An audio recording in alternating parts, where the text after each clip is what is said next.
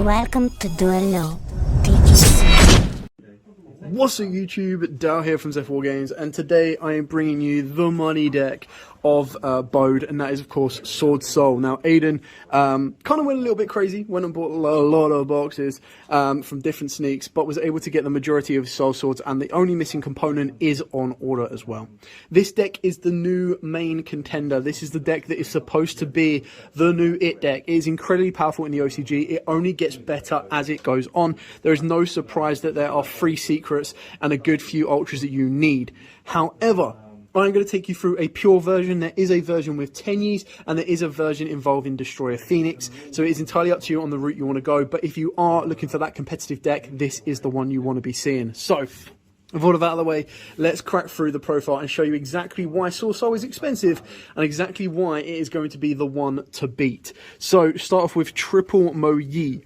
So this one is the main core component of the main deck. So if it is normal or special, you get to reveal a Soul Soul card or whim monster in your hand.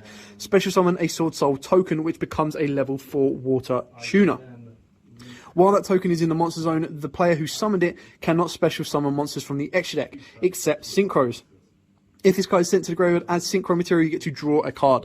So you can see how important it is. You can only use each effect once per turn. But the fact that if it's on normal or special, you're triggering, given a token, gives you instant access to your boss monster or one of your boss monsters, your Grandmaster, which basically becomes a walking, talking imperm.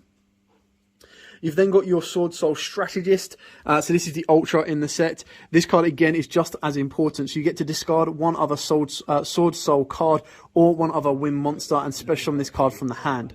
You then get to special summon a token. It becomes a level 4 tuner. And then straight away, because he is a level 6, he gives you access to your level 10. There you go. And we'll talk to those when we get to them. While that token is on the field, again, you can't special summon except Synchros, and then if this card is sent to the graveyard as synchro material, you get to burn your opponent for 1200 damage. So straight away, it's got a win con in time, which is absolutely disgusting. We've then got Sword Soul of Tai, and this one is banish a Sword Soul card or whim from your graveyard to special summon a Sword Soul token, so it doesn't trigger on summon like the others. While that token, again, you get locked into Synchro Summon, and if this card is sent to graveyard as Synchro Material, you get to Foolish Burial a Sword Soul card or a whim monster from your deck to the grave. And the idea that that's so good, or the reason that's so good, is you've got stuff like Blackout, which is actually really good, which we'll talk about when we get there.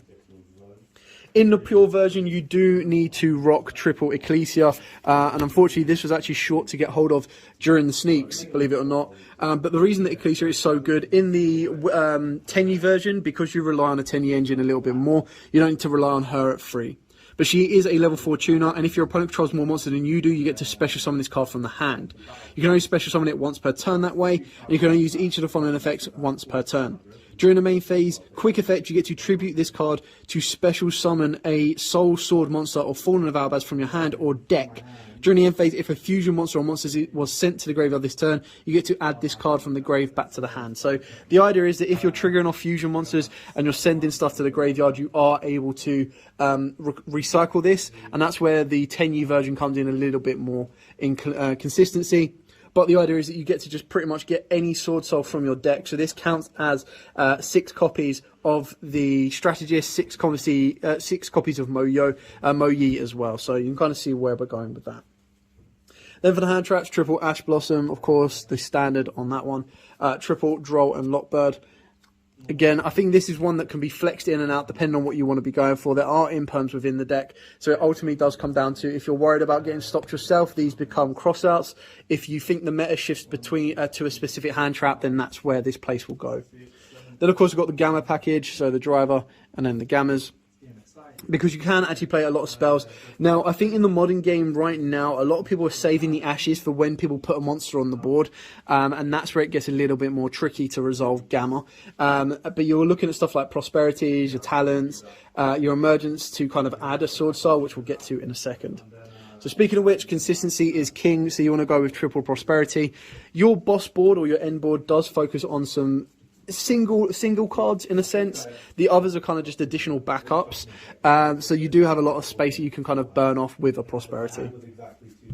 Double Talents, just in case you do get hand trapped, you do have that ability to draw, to steal, or to rip, depending on if you've got the extenders and kind of read your opponent's plays correctly. Then, of course, Triple Emergence. So this is the power play card, or the rotor of the deck. So you get to add a Sword Soul monster from your deck to your hand, or if you control a Synchro, you get to add a Whim type monster instead. If this card is banished, you can target one Sword Soul monster or Whim monster you control and increase or decrease its level by 1. You can only use each effect. Once per turn. So the idea is, it is your Searcher, it is your Rotor, it is incredibly important, and it is a card that your opponent might try and Ash, and that's where Gamma comes into play. We've then got 2 Sword Soul Sanctum Summit. So target a Sword Soul in your graveyard, or if you control a Synchro monster, you can target a Whim in your graveyard instead, and special summon it.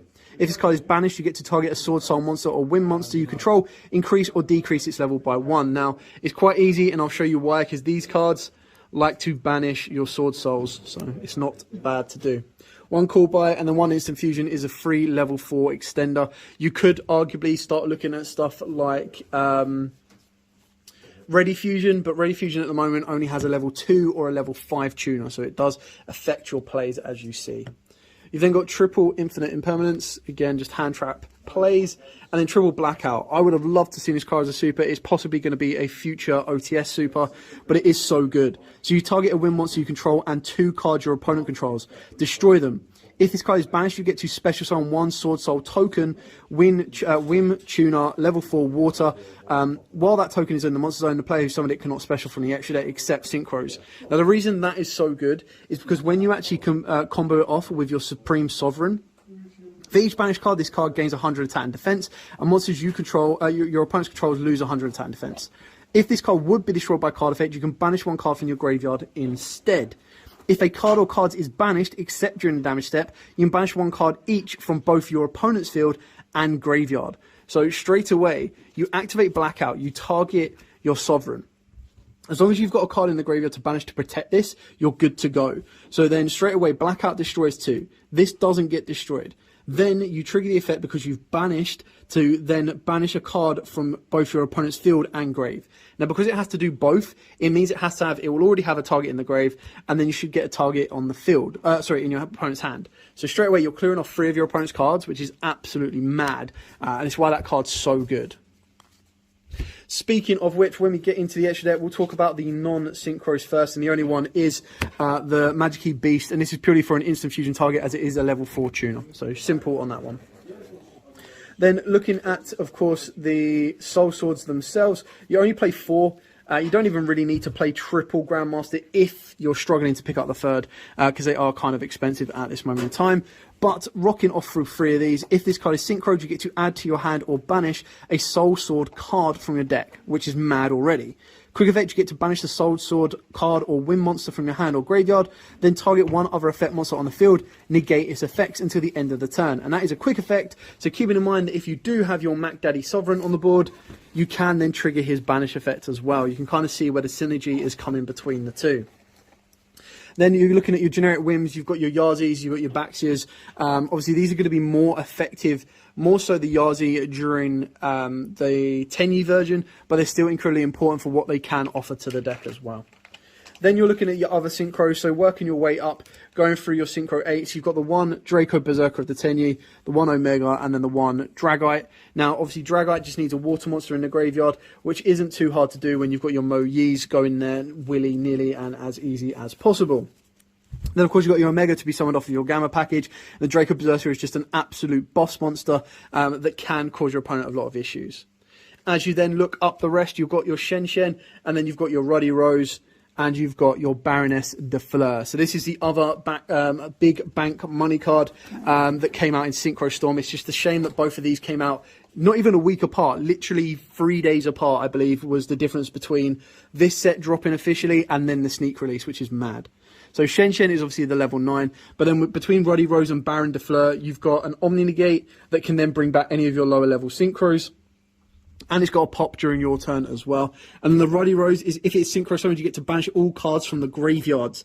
Then if this card was synchro summoned using Black Rose or a plant synchro, which it very rarely will do, you get to destroy all cards on the field.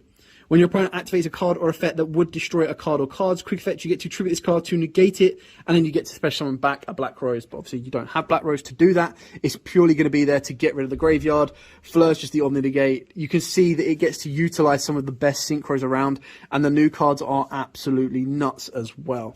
So definitely worth looking into if you have Endless Bank, because right now these are really expensive. I do expect some of these to start dropping down in price a little bit, but because they have officially confirmed that competitive season is coming back, I do feel that that is going to be a little bit more tricky to kind of pick these up on the cheap as we see fit. Anyway, thank you so much for watching. Don't forget to like, comment, subscribe, share. Till next time, guys, as absolutely always, stay safe and, of course, happy dueling.